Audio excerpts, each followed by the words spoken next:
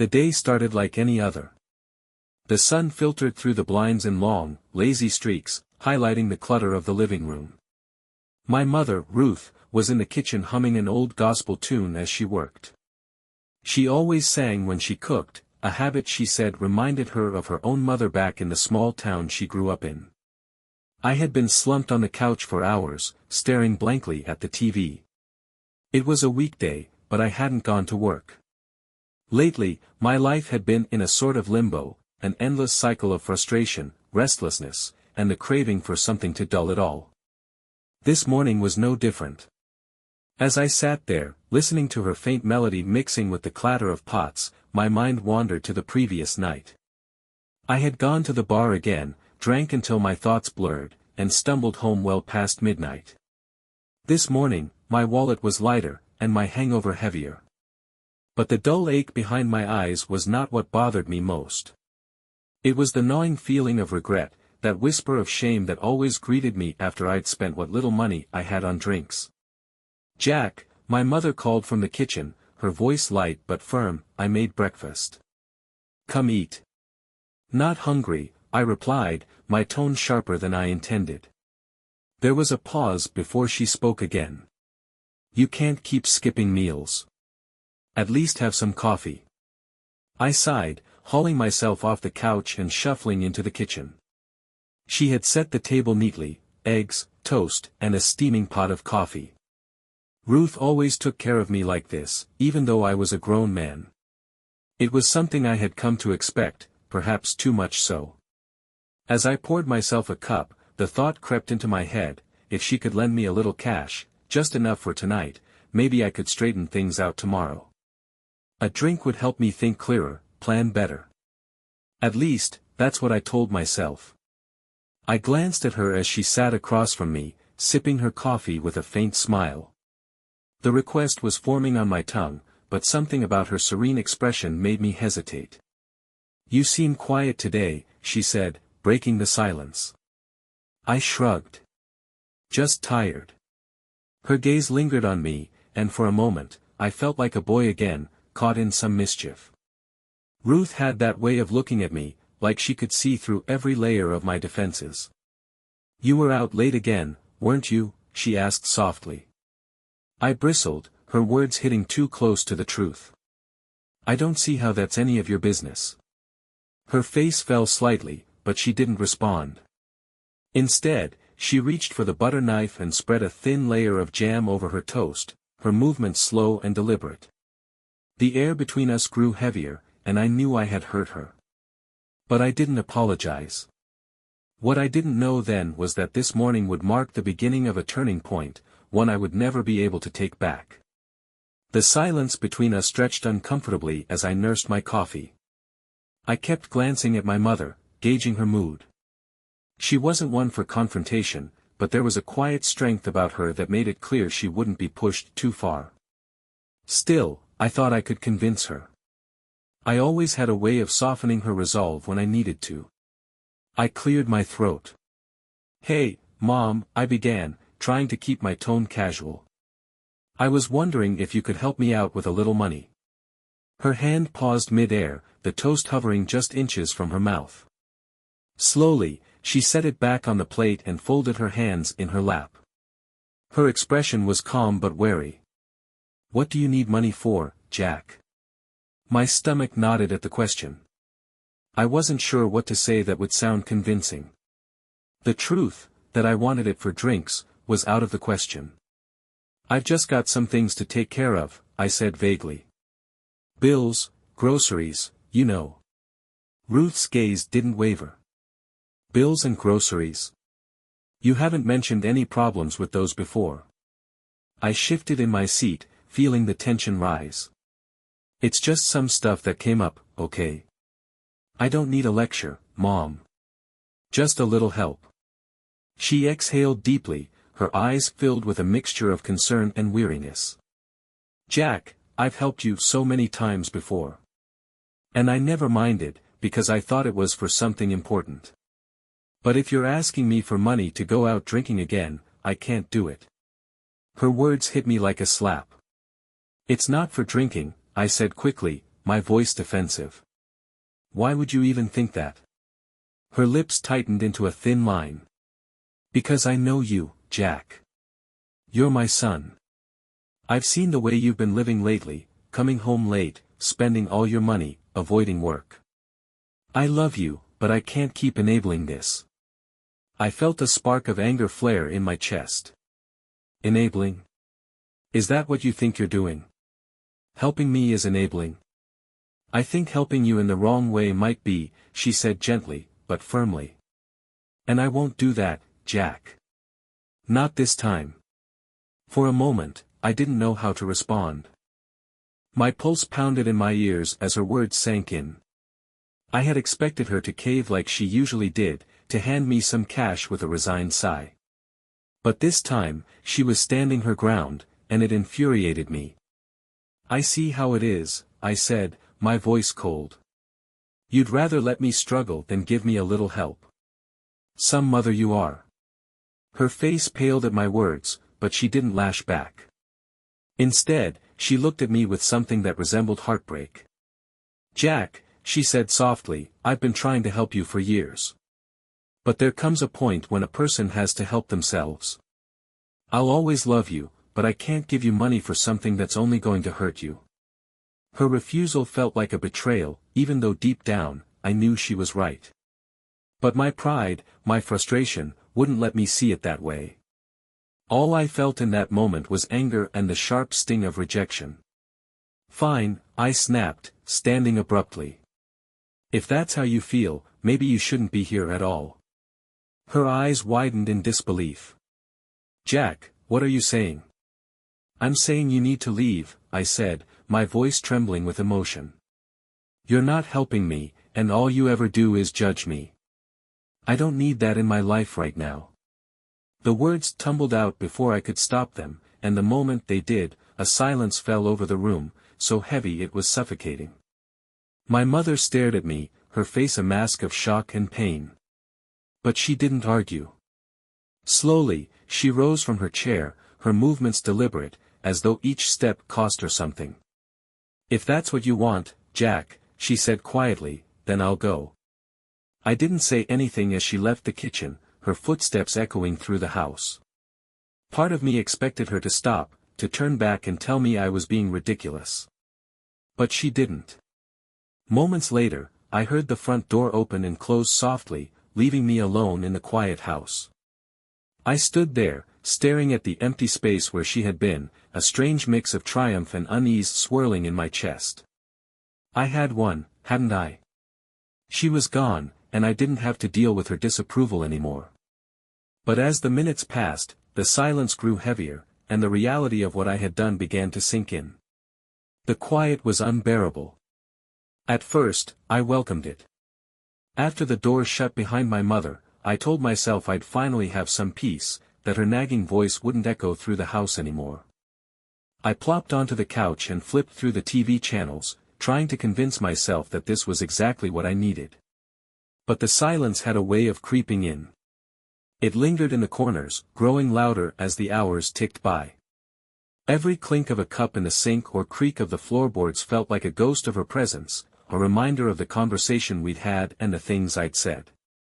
The coffee she'd brewed was still warm on the counter, her breakfast plate untouched. I caught myself glancing toward the kitchen every so often, half expecting her to walk back in with her calm, disapproving look. But she didn't. As evening set in, my earlier sense of triumph began to waver. The house felt colder, emptier without her presence. She had been such a constant in my life, always there with a gentle word, a hot meal, or a quiet hum as she tidied up. And now, I had sent her away. I tried to shake the feeling, telling myself it was her fault. If only she had helped me.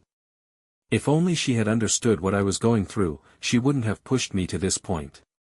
But those thoughts felt hollow, even as I repeated them. Later that night, I found myself wandering through the house aimlessly. I stopped in the doorway of her room, the guest room, as she always called it, though she'd been staying with me for over a year now. It was as neat as ever, the bed made and her belongings carefully packed into a small suitcase near the closet. My eyes landed on a framed photo on the nightstand, a picture of the two of us, taken a few years ago at a family barbecue. I looked happier then, more sure of myself. She had her arm around me, her smile warm and proud. I stared at the photo for a long time, a lump forming in my throat. I turned away and headed back to the couch. I couldn't shake the nagging feeling that I had made a mistake. But instead of confronting it, I did what I always did when life felt too heavy, I poured myself a drink. One turned into two, then three, until the edges of my thoughts began to blur. The regret was still there, but the alcohol dulled it, made it easier to ignore. For a while, I managed to convince myself that everything would be fine. She'd come back eventually. She always did. And when she did, I'd apologize, or maybe I wouldn't. Maybe I'd wait for her to admit she'd been wrong. But deep down, I wasn't so sure. Something about the way she had looked at me before she left, the quiet resolve in her voice, made me uneasy. This time felt different. I didn't want to think about that. So, I reached for the bottle again, hoping to drown out the unease. But no matter how much I drank, the empty house seemed to echo with her absence. The next morning, I woke with a splitting headache and a heavy sense of unease. The sunlight streaming through the blinds felt harsh, unforgiving, as though it was spotlighting everything I wanted to forget. The events of the previous day hit me like a cold wave as I sat up on the couch, rubbing my temples. I told myself I'd go about my day as usual. I could manage on my own, I had before, hadn't I? But it didn't take long for cracks to show in that illusion. The first sign was the kitchen. I shuffled in, half awake, and reached for the coffee pot. It was empty. My mother had always been the one to brew it in the mornings, a quiet ritual that I had come to depend on without even realizing it. I stood there for a moment, staring at the empty pot like it was mocking me. "It's just coffee," I muttered under my breath, as if saying it aloud would make me believe it. But as I fumbled with the machine, spilling grounds on the counter and scalding my hand on the hot water, frustration bubbled up inside me. It wasn't just coffee. It was everything she did, all the little things I had taken for granted. By midday, the silence in the house had started to wear on me. Without her moving around, humming her gospel tunes or chatting softly on the phone, the place felt lifeless. I tried to distract myself by turning on the TV, but the shows seemed dull and uninspired. I picked up my phone to scroll through social media, but the endless stream of photos and updates only made me feel more alone. Around lunchtime, I opened the fridge and realized how empty it was. My mother had always kept it stocked with leftovers, fresh vegetables, and neatly arranged containers of food. Now, it looked as barren as my bank account. I stared at the lone carton of eggs and the half-empty milk jug, my stomach grumbling in protest. I thought about calling her. I even unlocked my phone and hovered over her name in my contacts. But my pride stopped me. What would I even say? That I'd messed up, that I needed her back. The very thought made me feel small, weak. Instead, I told myself I could fix this on my own. I left the house and wandered into town, thinking I'd figure something out. Maybe I'd find someone to lend me some cash, or maybe I'd just walk off the gnawing unease that had taken root in my chest. As I passed by the small diner on Main Street, a memory hit me like a freight train. My mother and I used to eat there every Sunday after church. She'd order her usual, a cup of tea and a slice of pie, and we'd talk about everything and nothing. I couldn't remember the last time we'd done that. The thought weighed on me as I walked on, my steps aimless and unsteady. For the first time, I began to wonder if I'd pushed her too far. Would she forgive me? Would she even want to come back? The questions churned in my mind, unsettling and relentless. By the time I returned home, the sun was setting, casting long shadows across the empty living room. I dropped onto the couch and stared at the blank TV screen, the weight of the day pressing down on me. The silence in the house seemed louder than ever, and for the first time, I began to feel the full weight of what I had done. The following days passed in a haze. The routine I thought I'd slip back into never materialized. Every small inconvenience, burning toast, misplacing my keys, forgetting to pay a bill, felt magnified without my mother's steady presence to buffer me. The emptiness of the house wasn't just physical, it was emotional, and it clung to me like a shadow. It was a Friday afternoon when there was a knock at the door. The sound startled me, I hadn't been expecting anyone. For a brief, hopeful moment, I thought it might be her. Maybe she'd come back, tired of the separation and ready to forgive me. But when I opened the door, I was met with a man I hadn't seen in years. "Jack," he said, his voice carrying a mix of surprise and something like judgment. It was my older brother, Tom. Tom lived out of state, and while we'd never been particularly close, he'd always been the responsible one, the one who checked in on our mother more often, the one who sent her thoughtful gifts on her birthday, the one who didn't seem to carry the weight of poor decisions like I did. "Tom," I said, my tone more curt than I intended. "What are you doing here?" "I was passing through town for work," he said, stepping past me into the house uninvited. "Figured I'd stop by to see Mom. Is she around?" I froze for a second, caught off guard. "No," I said quickly. "She's not here." Tom turned to face me, his brow furrowed. "Not here? Where is she?" She went to stay with a friend for a while," I lied. The words felt clumsy, unconvincing. Tom's frown deepened. "Why? What happened?" "Nothing happened," I said defensively. "She just needed some time away." Tom crossed his arms, his skeptical gaze boring into me. "Jack, you and I both know Mom wouldn't just up and leave unless something happened. Spill it." I avoided his eyes, trying to think of a way to brush him off. But Tom had always been good at reading me, and I could feel his patience wearing thin. Finally, I sighed and sank into the couch, the weight of the truth pressing down on me. "We had an argument," I admitted. "She wouldn't lend me money, and I told her to leave." The words sounded even worse aloud than they had in my head. I couldn't bring myself to look at Tom, but I could feel his disappointment like a tangible thing. "You told Mom to leave," he repeated, his voice a mixture of shock and anger. "Over money?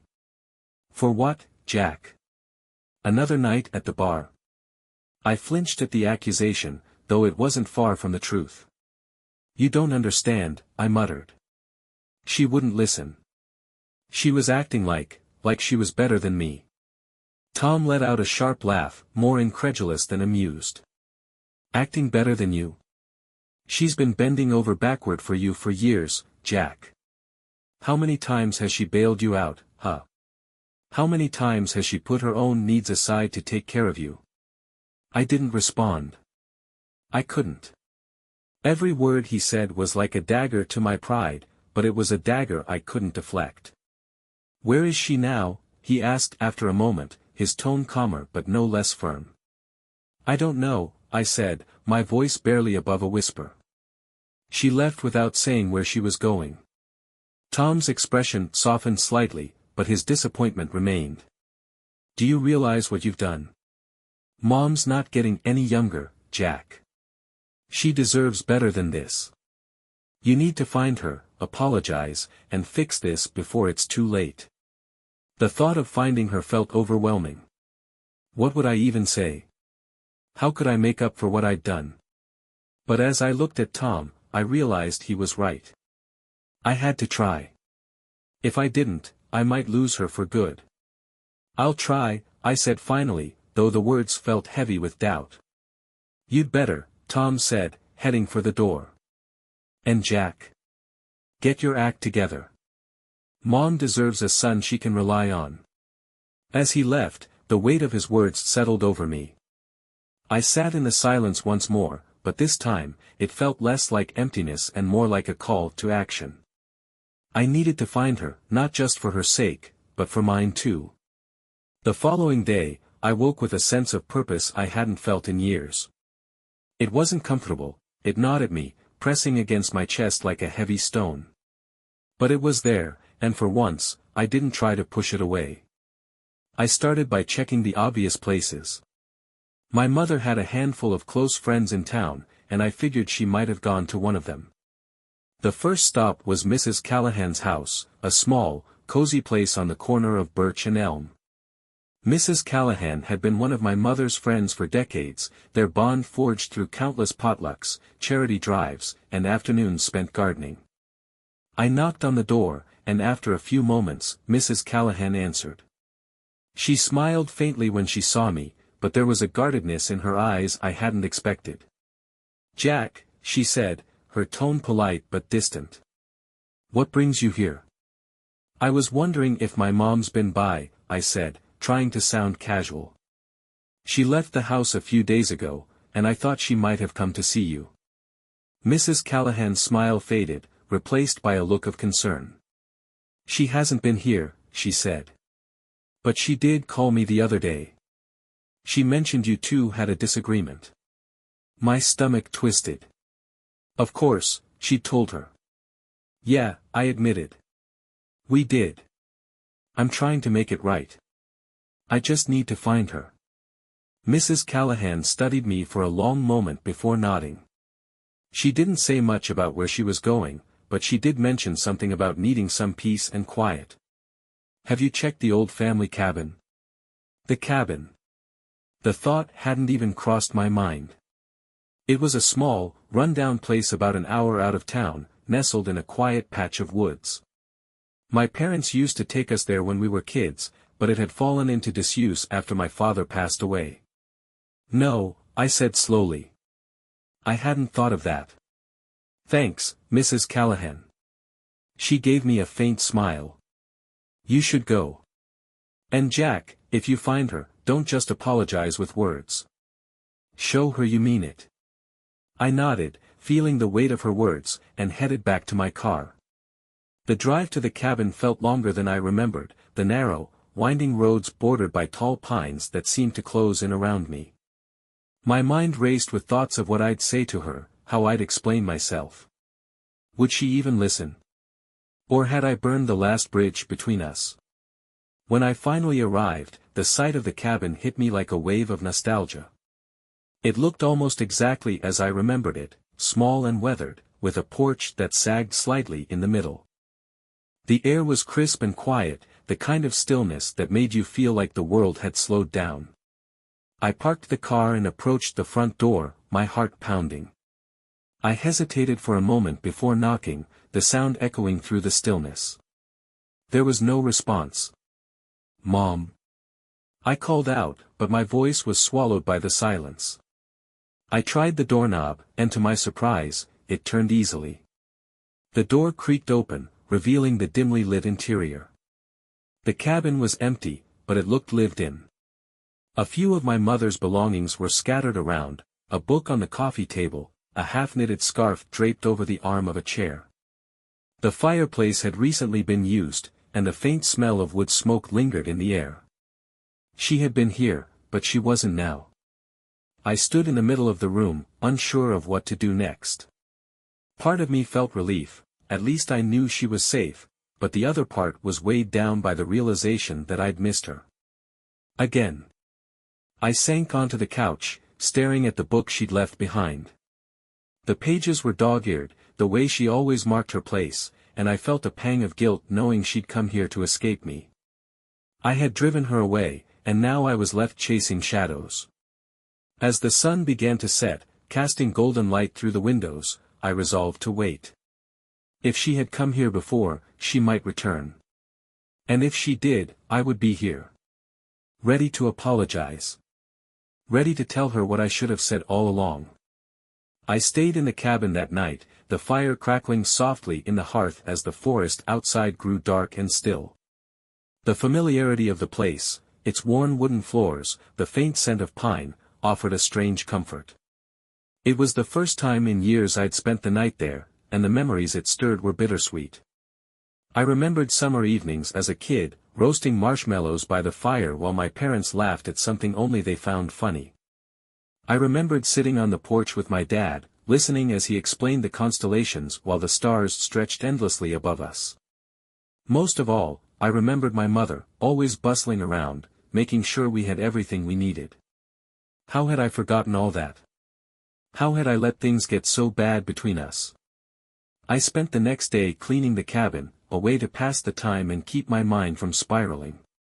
The work was simple, dusting the furniture, sweeping the floors, stacking firewood, but it gave me a sense of purpose.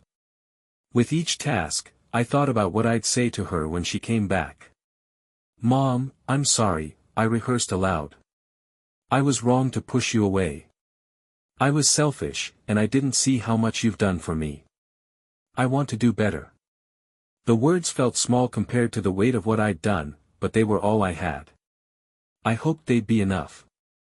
By late afternoon, I began to wonder if I was waiting in vain. What if she didn't come back? What if she had moved on, found a new place to stay, decided she didn't want to deal with me anymore? The thought gnawed at me, but I forced myself to stay. I owed her at least that much. It was near dusk when I finally heard the sound of a car engine rumbling up the gravel drive. My heart leapt, and I rushed to the window. Sure enough, there she was, stepping out of the car with a bag in hand. She looked tired but calm, her movements deliberate as she made her way toward the cabin. I opened the door before she could knock, the sight of her making my chest tighten with both relief and guilt. She stopped short when she saw me, surprise flickering across her face. "Jack," she said, her voice steady but guarded. "What are you doing here?" "I came to find you," I said, my words tumbling out faster than I intended. "Mom, I know I messed up.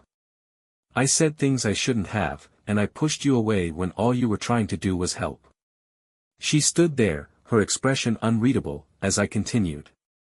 "You've done so much for me, more than I ever deserved, and I've taken it all for granted. I'm sorry, Mom. Truly. I want to fix this. I want to fix us." For a long moment, she didn't respond. The only sound was the rustling of leaves in the evening breeze. Then, with a sigh, she stepped past me into the cabin, setting her bag down by the door. "I don't know if words are enough this time, Jack," she said softly, turning to face me.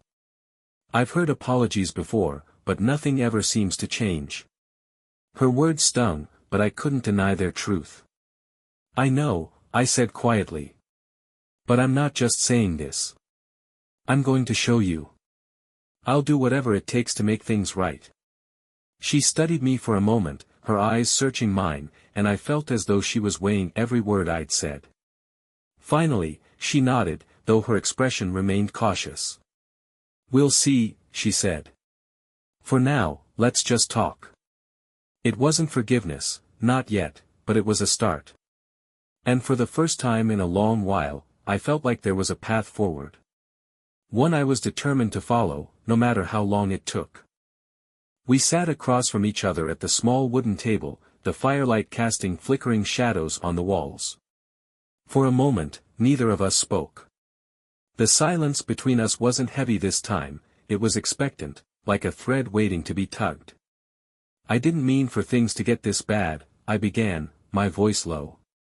"I don't even know how it happened." My mother's gaze softened, but her expression remained serious. "Jack, I've watched you lose yourself little by little over the years. I tried to help, but I can't carry you forever." Her words cut deep, but I nodded. "I know. I've been selfish, stuck in this rut, making excuses. But I want to change, Mom. For you, and for me." She leaned back in her chair, studying me. "Change isn't easy, Jack. It takes more than words. You have to want it for yourself, not just because you think it's what I want." "I do want it," I said, my voice firm. "I've been scared to face it, but I'm ready now." She didn't respond immediately, but the faintest flicker of a smile tugged at the corner of her mouth. "Then we'll take it one step at a time. Together." It wasn't a resolution, but it was a beginning. That night, as we sat by the fire, the conversation turned to memories, our family, my childhood, the moments that had shaped us. It felt natural, easy in a way I hadn't expected. But then she said something that caught me off guard. "Jack," she began, her voice hesitant, "there's something I need to tell you. It's why I came here." I straightened in my seat, my pulse quickening.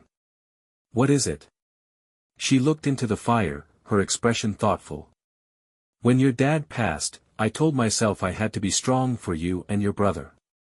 I pushed my own needs aside, focused on keeping everything together. But lately, I've realized I've been holding on to things that aren't mine to carry anymore." I frowned, unsure of what she meant. "What are you saying?" She turned to face me, her eyes filled with a mixture of sadness and resolve. "This cabin, it's not just a place to escape. It's where I've been planning to start over. I've decided to sell the house, Jack." The words hit me like a blow. "Sell the house?" I repeated, my voice tinged with disbelief. "But that's home." She nodded slowly. "It was. But it hasn't felt like home for a long time, not for me. I need to move forward, find my own peace." I sat there, stunned. The thought of losing the house felt like losing a piece of my foundation. But as I looked at her, I saw a determination I hadn't noticed before. This wasn't just about the house, it was about her reclaiming her life. "Where will you go?" I asked quietly. "Here, for a while," she said with a small smile. "Maybe somewhere else eventually. I don't know yet. But I can't keep waiting for things to change while staying in the same place." I swallowed hard, the weight of her decision settling over me. I had pushed her to this point, and now I had to accept it. "If this is what you need, I'll support you," I said, my voice steady despite the ache in my chest. Her expression softened, and for the first time in a long while, I saw pride in her eyes. "Thank you, Jack. That means more than you know." As the fire crackled between us, I realized this wasn't just her fresh start, it was mine too. If she could let go of the past and move forward, so could I. And for the first time in years, I felt like I had something to strive for.